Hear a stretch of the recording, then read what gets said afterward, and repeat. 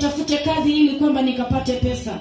Kwa hivyo huyu Elimeleki akiwa na mke wako Naomi walijaliwa na wavulana wawili, Malion na Chilion. Bwana Yesu asifiwe.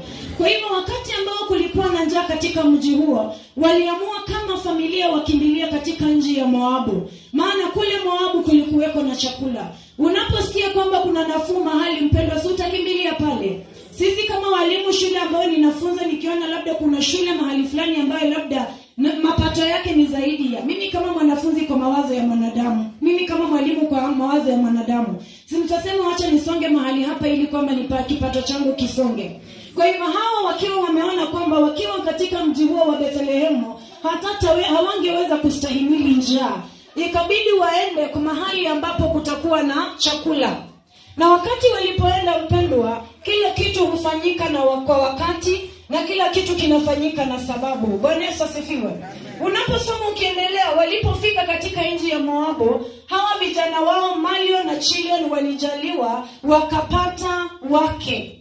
Na wake walikuwa wa Moabu. Walitoka kule Bethlehemu ya Yuda wakaenda kule, na mahali ambapo walipokuwa wameenda Moabu wakapata wake. Lakini unaposoma ukiendelea, mpendwa, mule mume wa Naomi alifariki, Elimeleki alifariki wakiwa katika nchi ya Moabu. Na wakati pia inapoendelea, mpendwa, wale wa vijana wake ambao walikuwa wameoa, mmoja alioa Opa, mwingine akaoa Ruth. Hao vijana pia wakafa.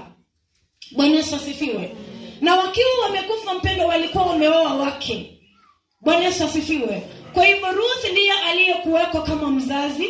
Ruth ndiye aliyekuwekwa ambaye amebaki katika familia ya mume wao, waume zao. Maana alikuwa tuna watoto wawili wamekufa, alikuwa na mume amekufa. Nani alikuwa amebaki?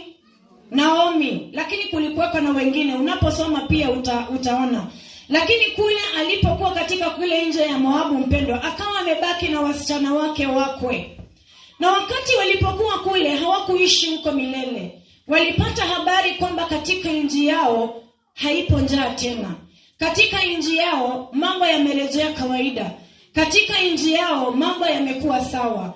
Kwa hivyo hakuona haja ya kuendelea kuishi katika nchi ya Moabu, akaamua kurudi kwake Bethlehemu ya Yuda. Bwana Yesu asifiwe.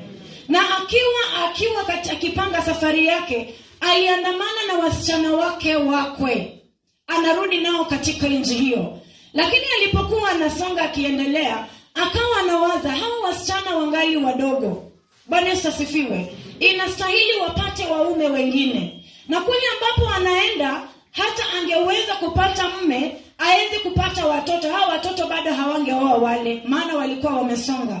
Kwa hivyo yeye alikuwa anaona kwamba